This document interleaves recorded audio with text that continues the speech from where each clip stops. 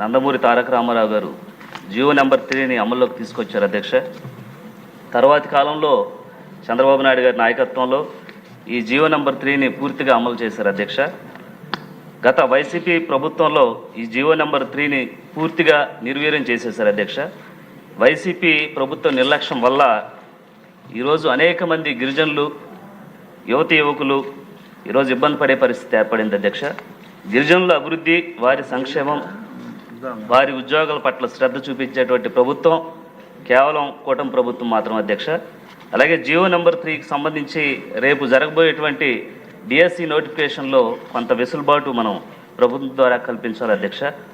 అలాగే జియో నెంబర్ 3ని చట్టం చేయడానికి ముఖ్యమంత్రి వర్యులు అలాగే లోకేష్ గారు ప్రత్యేక దృష్టి పెట్టి ఆదివాసీల యొక్క మనుగడ కాపాడాలని ఆదివాసీ బిడ్డల తరఫున వేడుకుంటున్నాం అధ్యక్ష. అలాగే 2019-2024 మధ్యకాలంలో ఐటీడీలకు సంబంధించి ₹1 కూడా గిరిజనులు కేటాయించినటువంటి దాఖలాలు లేవు అధ్యక్ష. ఐటీడీ ఆధ్వర్యంలో చదువుకున్నటువంటి యువతీ యువకులకు యూత్ ట్రైనింగ్ సెంటర్స్ పెట్టి నిరుద్యోగ యువతలకు శిక్షణ కేంద్రాల ద్వారా వేలాది మందికి శిక్షణ ఇప్పించి వారి చేతి కోసం బ్యాంకుల ద్వారాగా రుణాలు కూడా ఇచ్చేటువంటి ఏర్పాటు ఐటీడీఏ చేసింది అధ్యక్ష. కానీ వైసీపీ అధికారం వచ్చిన తర్వాత ఈ ఐటీడీలను సరైన అధికారులు కూడా కేటాయించుకోకుండా ఐటీడీలు నిర్వీర్యం చేసి ఈరోజు మన ప్రభుత్వం వెంటనే దాని మీద యాక్షన్ తీసుకొని యూత్ ట్రైనింగ్ సెంటర్స్ని ఏర్పాటు చేసి వారికి ఉద్యోగ అవకాశాలు అలాగే ఉపాధి అవకాశాలు కూడా మన ఎన్డీఏ కూటమి తరఫున ప్రత్యేకమైన నిధులు కేటాయించాలని నేను వేడుకుంటున్నాను అధ్యక్ష. అలాగే చదువుకున్నటువంటి యువతి యువకులకు డిఎస్సి కోచింగు, టీటీసీ ఇలాగా కోచింగ్ సెంటర్లు కూడా ఏర్పాటు చేసి వారికి ఉద్యోగ అవకాశాలు కూడా మెండుగా అందించే విధంగా ఎన్డీఏ కూటమి ప్రభుత్వం చర్యలు తీసుకోవాలి అధ్యక్ష. అలాగే గిరిజన ప్రాంతాలు ఉండేటువంటి గిరిజనుల హక్కులను కాపాడుకోవడానికి అనేక ఇబ్బందులు పడుతుంటే మైదాన ప్రాంతాలు ఉండేటువంటి గిరిజనులు ఎలాంటి చట్టాలు వర్తించవు అధ్యక్ష. అలాగే వారికి ఐటీడీ నిధులు కానీ అలాగే 170 యాక్ట్ కానీ ఉద్యోగ అవకాశాలు కానీ ఈ మైదాన ప్రాంతాలు ఉండేటువంటి గిరిజనులకి అందించలేము అధ్యక్ష. అలాగే ఉదాహరణకు మా పోలవరం నియోజకవర్గంలో కోయిలగూడెం మండలంలో కిచ్చప్పగూడెం, బొత్తప్పగూడెం, మర్రిగూడెం గ్రామాలు ఇవి అన్నీ కూడా మైదాన ప్రాంతాలు ఉన్నాయి అధ్యక్ష.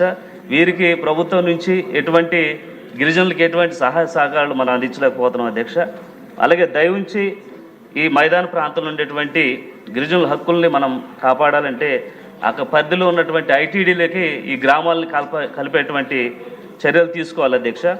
అలాగే ఏజెన్సీ ప్రాంతాల్లో ఉండేటువంటి గిరిజన బిడ్డలు ఈరోజు ప్రభుత్వం మన ఎన్డీఏ కూటమి తరఫున న్యాయం చేస్తారని 1000 కళ్ళతో ఎదురు చూస్తున్నారు అధ్యక్ష.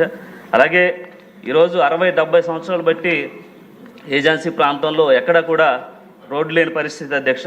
ఈరోజు ఎన్డీఏ కూటమి వచ్చిన తర్వాత పవన్ కళ్యాణ్ గారి యొక్క చొరవతో ఈరోజు ప్రతి గ్రామంలో, మారుమూల ప్రాంతంలో ప్రతి చోట కూడా సీసీ రోడ్లు పోసారు అధ్యక్ష, డ్రైనేజీలు పోస్తున్నారు అధ్యక్ష. అలాగే త్రాగునీటికి సంబంధించి అనేకమైన చర్యలు తీసుకుంటున్నారు అధ్యక్ష. ఈరోజు కేవలం ఎన్డీఏ కూటమి తరపునే ఈరోజు మనం ప్రతి గిరిజన గూడాల్లో ఈరోజు సీసీ రోడ్లు ఏర్పాటు చేసాం అధ్యక్ష.